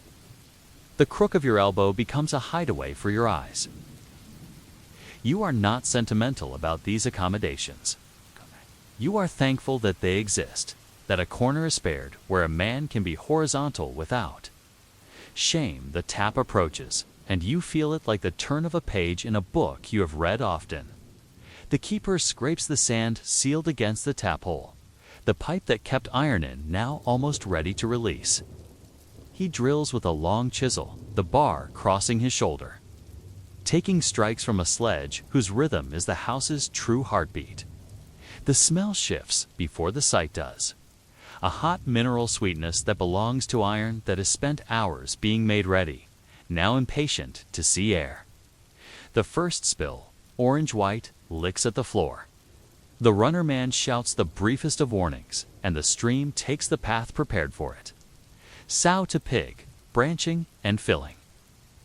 Muttering across sand like a brook reversed, your roll leaps into the space where your sleep was. If you are at the cinder, you skim with your bar, head turned a fraction to save your lashes, the way your mouth knows by feel when a clump will submit or hamper. If you are at the hole, you widen a hair, then let it be. Not greedy, because too much exit punishes the molds and splashes waste where thrift could have ruled. If you are on the ridge, you repair what the first rush eroded, patting with the flat of your shovel, building back the lip that guides iron into its lanes. Talking is kept to nouns and verbs. Adjectives do not belong in the casting house. When the flow eases and the stream thins and the last pigs get their thin end of a pour, the menders step in. They dam with sand where a pig ran short. Set aside a short casting with a shrug that is neither disappointment nor pride. Break the last trickle with a stick so the end cools clean. Then the keeper plugs the hole again, sand and clay packed, tamped with a bar, sealed against the next hours. The house breathes again, relieved and already thinking of the next run. The pigs, dulling from orange to red to iron black, lie along the floor like a litter of rooted animals. The breaker will come later with his bar to knock them free. His hands taught by years how to place the stroke that separates pig from sow without bruising either. You return to your corner. The sack seems to meet you halfway. The heat you have endured now becomes the heat you borrow. Your shirt, soaked earlier, dries against your back and loses a degree of chill that would have woken you otherwise. You close your eyes and put a hand on your chest, 2 fingers feeling for the returning slow. The light pries at your lids, but the handkerchief persuades it to wait at the edges. Men step near. Their boots find the spaces you offered before. You let the clatter of a bar, the scrape of a shovel, the murmur of a joke erode further into background. The question that finishes you is quiet and practical. Will the next tap run as clean? Or will some decision up top an extra basket? A damp batch announce itself below in the flow you wake to meet. Few hours later, the yard brings a fresh noise. The squeal of a small locomotive with wagons, ready to exchange what the night made for what the day demands. You are up and moving, though your sleep felt measured in breaths rather than minutes. The pigs are cool enough to handle with hooks, to be loaded and tallied. A tallyman scratches on a slate, not suspicious, just tired in the same way you are. The kind of tired that is a living condition rather than a complaint. You notice how the air shifts with the doors slid open. A breath of damp from the valley. A whisper of coal mixed with grass and animals. You notice it because you have spent hours with the gases that do not appreciate your lungs. The casting. House, when the blast is high and the drafts misbehave, will hold what the men call bad air. The light, invisible poison that makes a head swim and a hand drop. You manage it as a sailor manages a wave. By reading its approach and setting your stance. The works have their own lexicon for what the night breathes. Black, damp. After damp, choke. They travel in the spaces you cannot see, and you learn where. They linger when the blast relaxes and the heat's pull suffers. The keeper orders doors cracked or opened full. The engine man adjusts a valve that hisses like a lizard. You carry a candle in a place it should live and watch whether its flame lengthens happily or crawls and pleads. These are not sciences in your mouth, though in another man's they could be. They are crafts owned by men who survive years and make it look like the simplest thing. You stuff a rag with vinegar and water into a pocket to have ready for a feint. You do not make a fuss. ACCOUNTINGs run underneath the hours. Wages enough to hold a room down the hill, to buy bread and coal and a bit of pork for Sunday. Wages. Paid by the shift and by the piece, argued over in words that carry less volume in the casting house. Because the iron will not stop for your grievance. You hold your tongue and keep your place and speak your lines where they belong. In the office, in the kitchen, at the pub, on your off hours. Night work makes men close their mouths and open their senses. It is not heroics. It is a habit that lets you stack naps into a serviceable scaffold. The routine after a tap is maintenance again. You rake the floor where the sow's channel puckered and hardened. You refill sand barrels with a mix that pleases your hand. A recipe not written, but felt this much sharp, this much fine, damp enough to clump and then fall apart when a finger prods. You scrape a clog from the runner with the edge of a shovel. You lay boards where men step at the same spot and the floor has sunk to a bowl. You oil a hinge and swing it open and closed until it remembers how to be simple. These actions look like fussing to anyone who values only pouring, but you know where disasters begin in small neglects. You sleep better next hour for the minutes spent now. Between two taps, a man with burns on his forearms sits and lets someone lay clean rags on them. Rags soaked in a solution that cools more than water alone. The burns do not excite sympathy. Here they are notes in a ledger everyone keeps in private. The man's face does not contort. He lets the breath he has spare go slow so the sting does not own his eyes. You watch because you want to keep the lesson in front of you. Leather cuffs were made for reasons men forget if the last month was kind. Your own cuffs are close, and your cap's brim is pulled just so over your brow to catch the slag that leaps. Like spiders at bad moments, you go to the lift and ride up to the charging bridge for a turn. Up here, the world is rain and wind, stars or clouds, valley lights, and the occasional echo of a shout from below that cannot be made out, but does not need to be. The very shape of the call tells you whether it is alarm or merely emphasis. The stockhouse men measure charges into cars that run on rails to the mouth. Their hands swift and practiced even when the dust makes you squint. Coke, ironstone, limestone, 1, 2, 3 repeat. The keeper above, a different man from the one below, notes the pace and the descent, the collapse of the column when it should and its hold when it must, and the top's gas that glows in blue tongues when it slips free to the stoves. You decide that the night works because everyone, everywhere, is measuring something constantly. Back down, with a face blacker than when you went up. You rinse your mouth at the tap that runs brown for a moment, then clear, and you catch the second pouring of that water because the first is for the throat, and the second for washing grit from eyes. You sit on your sack again and tell yourself, because you need to hear it, that this sleep is a tool, not a luxury. You took fulsome sleep before this job sometimes, on off days, and it made you lazy in your joints and soft in your responses. Now your body expects the tap's call in the night and grows lean for it. Your children, when they sense you in the doorway in the morning, smell iron and coke on you and wrinkle noses, then laugh because they can taste metal on your kisses. You carry that knowledge into your nap like a charm. When the tap calls again, it is a little different because nothing mechanical repeats itself without variation. The first flow is reluctant, a skin that needs arguing. The keeper frowns, the strike changes angle, the bar nudges, and the iron concedes. First as a sullen spit, then as a proper pour. You take these differences as lessons and not as insults. Your hand's place on the shovel adjusts. Your boot's position shifts half a foot. Your mouth's warning comes out a fraction earlier. The house allows for that polish. No one announces it. It lives in the thinner accidents and the shorter delays.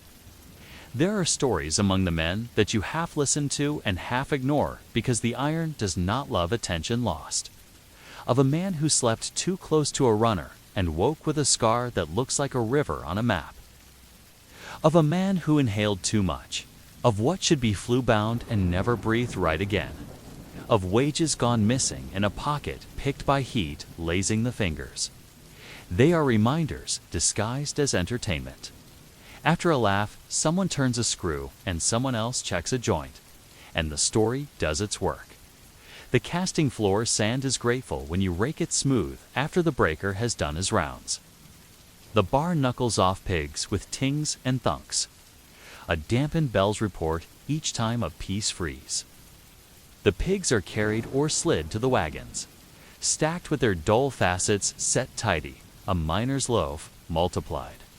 The sow is scraped so the next flow is not hampered by hardened scum. A man stamps a foot to test a board that flexed and wedges a chip beneath to stiffen it. You rest your back for a beat against a column that is surprisingly cool because the water jacket beyond it has done its job. If there is a moment when the night makes you philosophical, it is when you sit, tea scalding in your tin, and let your ears rest in the interval between the last clatter and the next. You think, not in any elevated way, about the length of the chain or to furnace. furnace to pig, pig to puddler, puddled bars to rolls, rails to track, track to locomotives that bring more ore. You think about how sleep is a link to, humble, and essential. When men stole it badly, the chain kinked. You do not write this down. You feel it like a pop in your elbow when a blow landed wrong, and when your back meets the sack again, you smile, without anyone seeing, because the sack has taken your shape. The straw under you has learned your hip's weight and returns a little of what it took earlier in scratch and squeak. You pull your cap rim down, settle your scarf, and let the fans and the stoves right there slow syllables on your nerves until they speak a language close to lullaby. You ask, not loudly, not seriously, but because the mind likes a loose end when the works go silent one day. When the stack goes cold, because a cheaper metal came from a different kind of fire, far away. What will become of this corner, this sack, this sand that carries heat's memory so willingly? The last hours before morning are generous if the night was honest. The taps ran, the pigs filled, the house did not complain along its joints. Now you move through closing rituals that feel like the drawing of a curtain, not to banish the scene, but to keep dust off it until the next act. The keeper reviews his book, a ledger where taps are ticks and issues are brief notes. The men who will replace you appear at the door, paused by the glare that is their future minutes, while their eyes make the switch. You nod your way through a handover that suits this place, words that could be folded into a handkerchief, carried and used when required. Slag as expected. One pig ran short, channel thin near the far end. Pressure good, but watch third stove. She wheezed a little when the wind shifted. You turn your attention to repairs before you let your head fall into the first long sleep you will get today. The breast gets a look. Soot brushed back, so cracks show if they are there. The tap hole collar is built up a hair because the chisel took more than usual. A length of pipe hovers ready to replace one that shows scaling. The cast house roof above the sow gets swept of grit that will fall at the wrong blink. Your hands keep moving because stopping all at once is not a kindness to bodies that have run hot for hours. The throttle you apply is a gentle drift. Washing is done at a trough in the yard. The water is not clean in any absolute sense, but it is not the air of the cast house, and that is its virtue.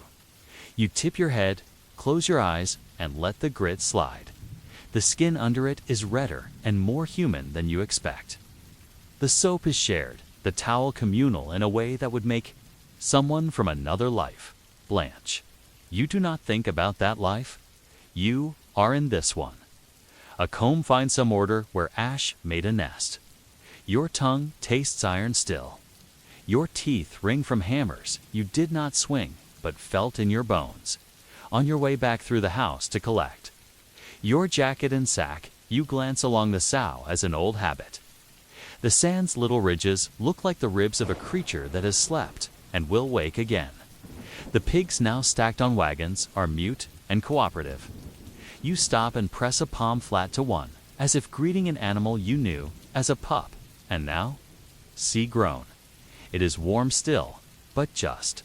You have learned to like that temperature. A handspan away from discomfort. A sign that your timing puts you parallel to the heat rather than against it. In the quiet that follows, when the replacement crews, first clatter becomes their music rather than your echo. You notice details that the night erases. The nails on posts where men hang caps are bent to serve better. A chalk mark by the door tells of a debt in sandwiches and a promise to repay at noon. Someone's boot print shows a patch that has been repaired twice. The soul tells its own. Cereal. These are personal archaeology, the layers of men in a place that is ruthless to anything wooden or woolen or small. You add your own layer with a chalk tick on the ledger edge to say you were here.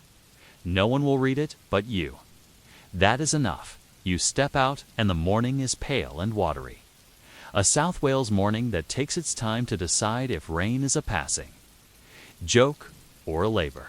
The works, seen from outside, with their stones and stacks and lines and wagons, look less like hell than some imagine, and more like a farm that raises heat and iron instead of hay and milk.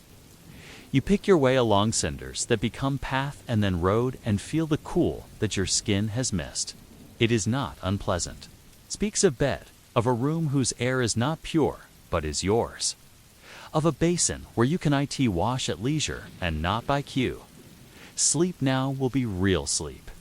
It will shade through the first deep into a flat gray and stay there longer because you have done the rituals that keep intrusions from multiplying. You have eaten enough. You have drunk enough. You have told your nerves that no more taps belong.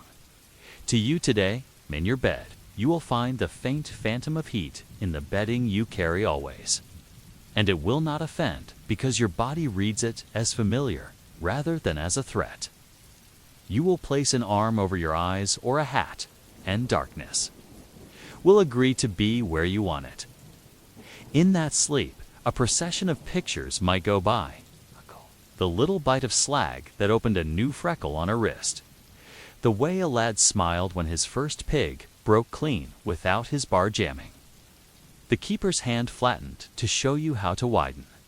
A channel by tamping the edge instead of scraping it. A lesson wrapped in a gesture. The minute difference between two pores that most could not see, but you counted as a triumph and wrote down nowhere. These are the wages that do not pass through the office. They make a man go back to the night without dread. When you wake, the town will be its daylight self. Children at a schoolroom, women at windows and markets, men at other shifts.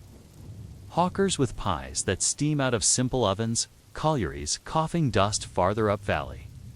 You will feel out of step for an hour and then not. The world will bend enough to accommodate a man whose hours are disobedient to the sun. You will put your boots back on, tie your scarf, and check the clock knowing it speaks in a language. You can translate with only a little effort now. As you lay down your head for this last moment, a thought that you do not chase comes near. The stacks that shape your skyline will not always belong to hot iron. A different fuel, a different process, a different economics will come, and the men who sleep in casting houses will be the last of their line. What will they remember? Not the heroics printed later, not the discourse about industry and empire, but the angle of their cheek to heat, the way a sack flattened into something like a bed. The way a flow that seemed hesitant found its way with a nudge at the right. Second, you ask, as sleep takes you, whether those are small things. You suspect they are the right-sized things, and you let the rest wait. In the days that follow, the bloom will be broken and divided and carried to smiths who will turn its parts into blades and tools. The house will cool to the point where a hand can lean on it and call it friend rather than furnace. Men will return to their homes and sleep in rooms where their children can climb on them and demand that a story be told that does not drip with fire. The forest will be walked and judged and replanted in places agreed upon months ago. The river will be rocked. In 4 washing baskets, the schedule will be set for the next burning. This rhythm, like the bellows, is the ground under your life, and you do not try to step off it and expect to find better footing. You carry away what the house pressed into you. A sense of how to place a bed so that a fire gives and does not take. An ability to wake at a change in a sound that others do not mark. A tolerance for boredom that becomes at need. A gift to everyone else who depends on you not to seek dramas that only ruin patterns that did not need your improvement. You carry the respectful, quiet the murage kept even when the Kara lifted clean and strong. You carry the small bow you gave the doorway when you first came in. Because it is through that door that you leave with the steady gait of a man who has done enough without making that enough into a performance. You also carry a question that is shy and persistent. It peeks into your mind when you fold your mat and tie your sandals. The tatara's pace and your sleep scraps fit well for now. But bodies change and houses change, and the price of iron changes. When the rhythm moves, as all rhythms do, what stays? Is it the respect for the edge between wake and work that you learned by laying down within reach of heat? Or is it something else, in understanding that the most important parts of a thing happen in the boring middle, where no one claps and where sleep, carefully placed, is part of the making rather than an intermission?